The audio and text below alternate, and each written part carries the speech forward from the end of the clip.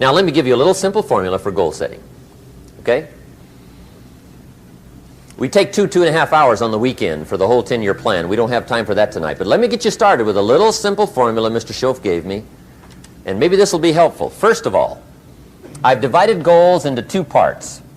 First is long range. Long range goals. That's your dreams.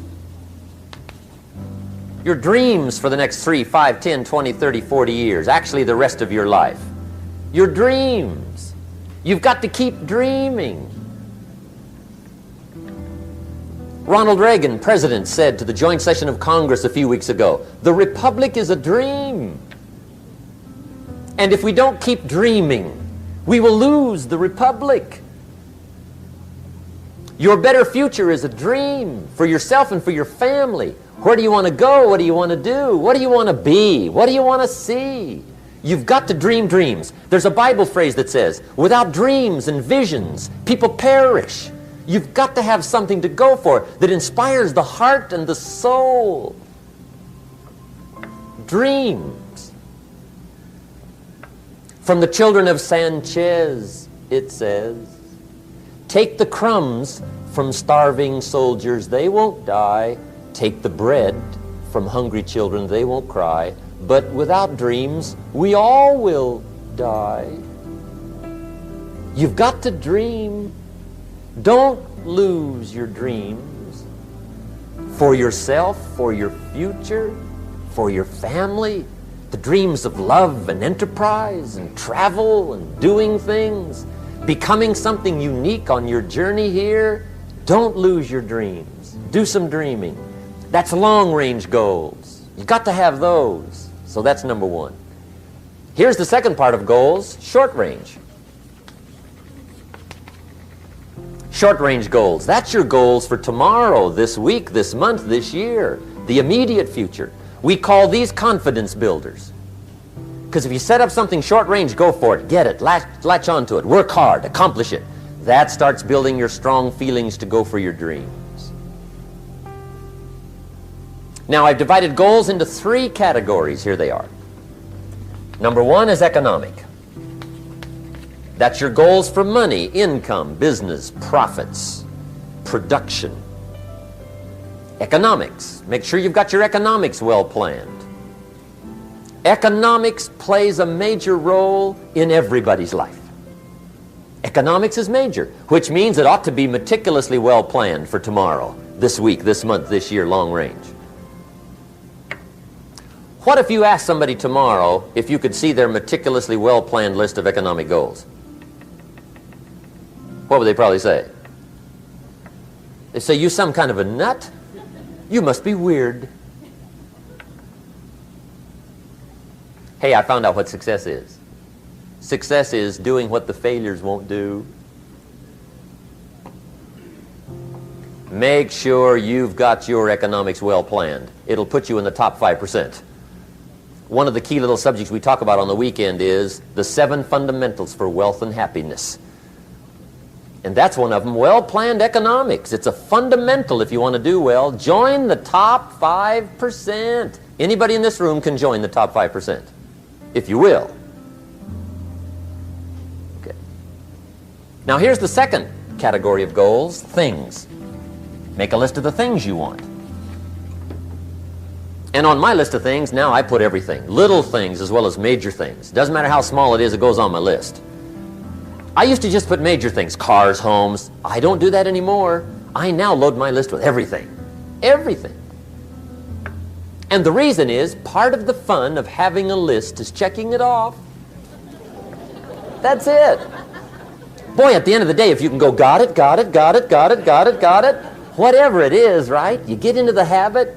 So load up your list, the things you want. Now, when you check off something major, celebrate. That's an important point to make. Celebrate your achievements. Live it up. Have a party when you reach something you've worked for a while.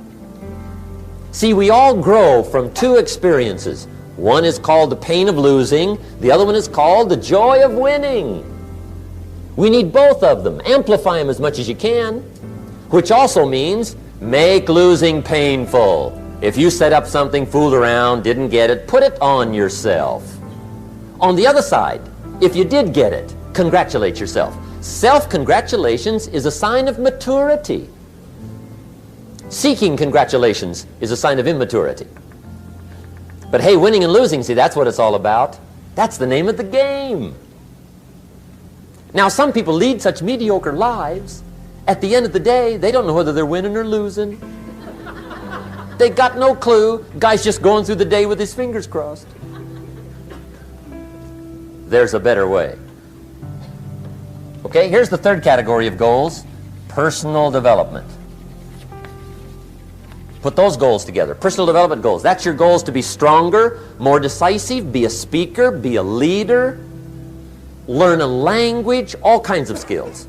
Okay. The whole weekend seminar was designed to improve all your skills so that you walk away more skillful. And that's what you want, the personal development skills. That's what attracts, that's what brings good things to your life, the person you become more skillful. Now, this is quite a package to work on. Economics, things, personal development. For tomorrow, this week, this month, this year, long range. Okay? That'll get you started. Now, here's the simple formula for setting goals. It goes like this. A, work on your goals. That's step 1. Work on them. And I put the word work there deliberately. Setting goals is plain hard work.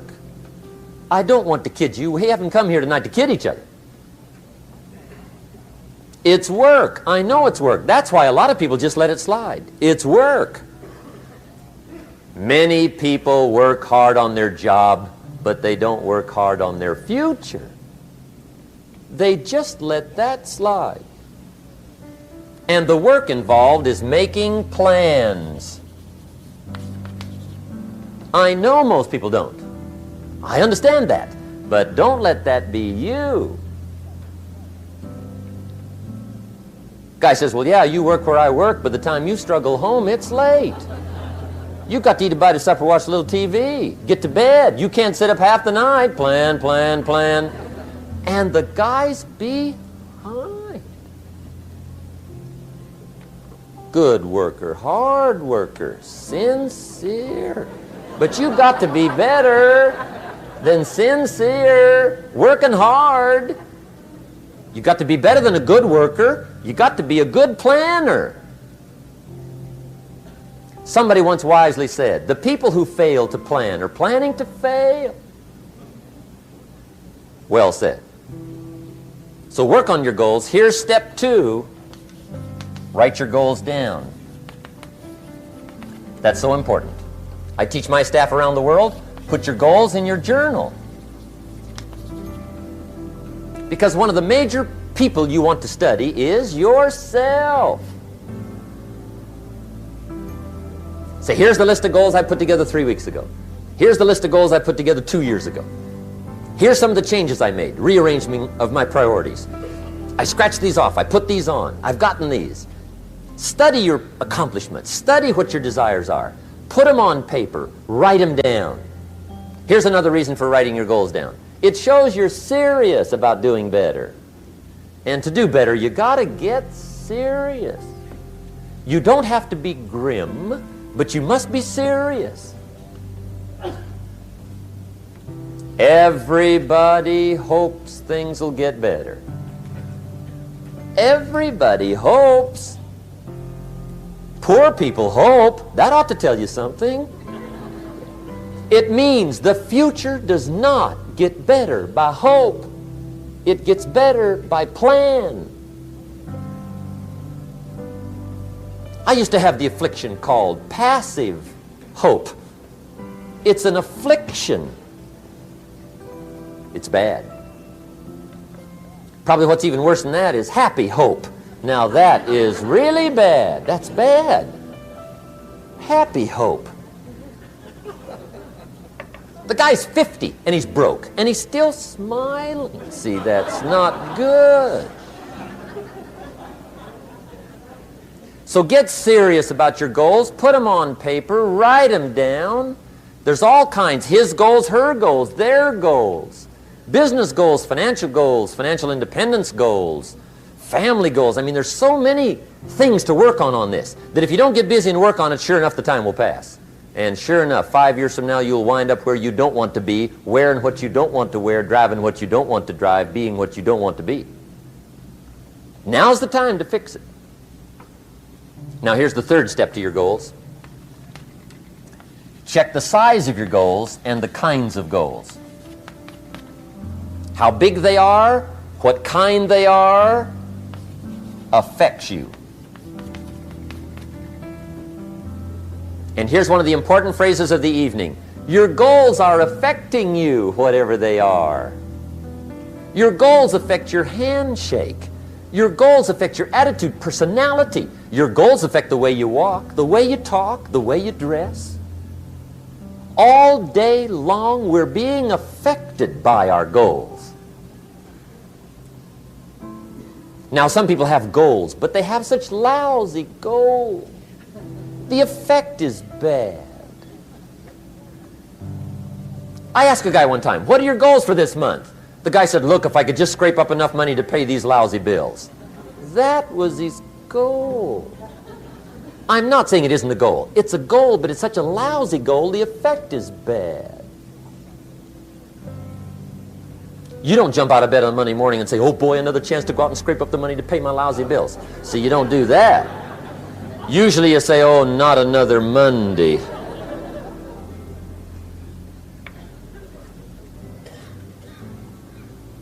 And some people have so given up on life, they have joined the thank God it's Friday club. How sad. Surely those are the same people, when life is over for them, will say, thank God it's over.